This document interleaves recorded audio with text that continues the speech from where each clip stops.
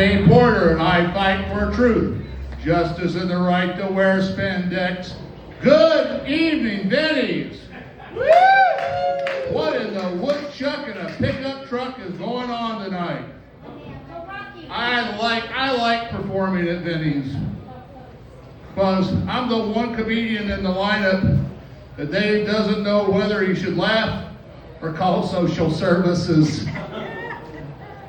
Remember, heckling me is elder abuse. So I recently applied for this organization called the Clean Comedian Organization. And they turned me down. I was disappointed. So I've applied for the slightly less big comedian thing, the Mold and Fungus Free Comedian Association. They say they're going to accept me, but I've got to be tested first. I know. And so, no mistake, I'm standing up here this evening. I've recently self-diagnosed myself. You see, I have a malady. I have an infirmity. I have a condition. I suffer from OCWD, and that stands for old crazy white dude. So it's no, by now you've figured out I'm old, I'm white, and you're going to figure out I'm politically incorrect. And so I'm not a good fit for a lot of Bay Area comedy shows, but I'm lucky. A lot of black comedy producers in the Bay Area have been putting me in their shows.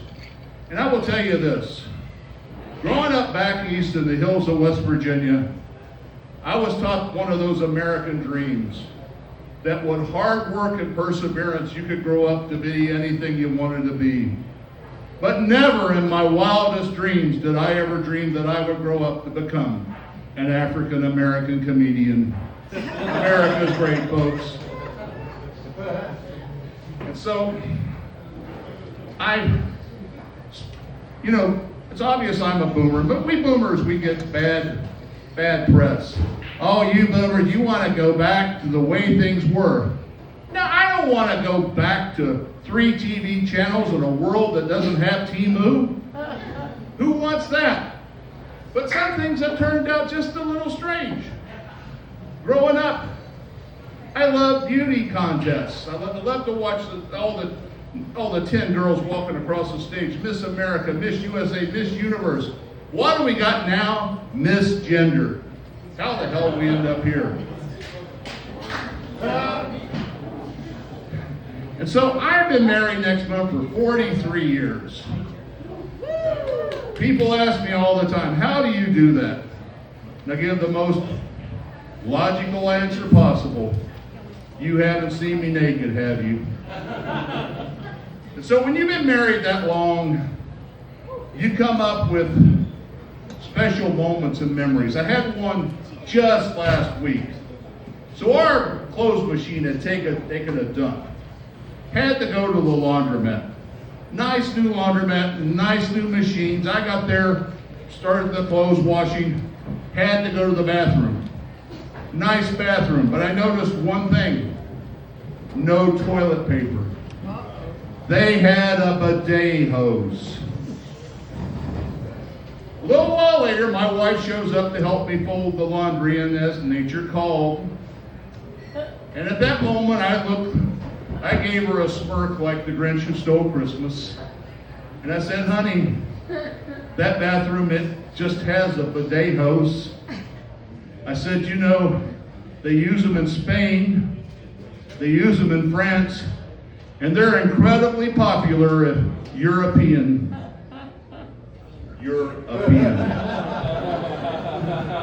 Come on, folks. And so, because I have OCWD, I view some things differently. First of all, you get to think about things you don't have time to think about. Like, where the heck does Superman go to change now? There aren't any more phone booths. You know what he has to do? He has to go to his local coffee shop and go get a code from the barista. Mr. Kent Beasley here again today. We'd just like you to know that Metropolis has a lot of programs for the unhomed. Here's some brochures. And Mr. Kent, we see you exiting from time to time out of that restroom, and you're wearing a Superman costume. And if you're into cosplay, that's just fine. In fact, we get together on the weekend, we're furries, and you're welcome to join us sometime. Thank you, I'm Jay Porter, good evening!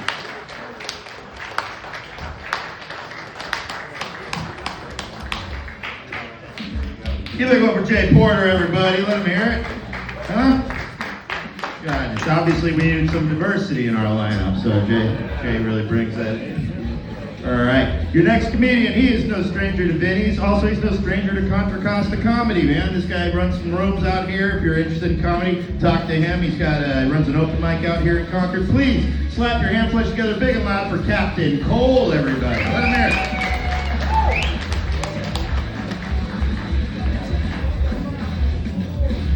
Thanks, Americana team! How we living? Yeah! How we like that World Cup, yeah? Were we rooting for Spain or Argentina? Argentina? I heard mixed reviews. Oh, no, I thought it was incredible. Verde Coast. What? Verde Coast. Verde Coast? Oh, we all love the underdog here in America, but, you know, as we all know, our leaders like to put their shine on real winners, right? Like, this World Cup was amazing, and it had Donald Trump's fingerprints all over it. It was great, though, because, he was really trying to fight back against the corruption of FIFA, because there's no red card that can outplay a Trump card. But it was one of the things that I really can't wait for is for the next World Cup when they bring it back to America and we can really flex on the rest of them by putting it in 12 stadiums we didn't even use this time. Like, who knew all it took to prove to the world that America's great is 64 ounces of ranch dressing? A few years to go. What? I said you got a few years to go now. It was all the rage. It was, the entire world's favorite thing was coming to America and realizing that the media had been lying to them the whole time. But that's exactly what ended up happening. The whole world came here and they were like, oh my God, America is just fucking winning. And there we were. We were instantaneously just tired of fucking winning now. It was the first campaign promise.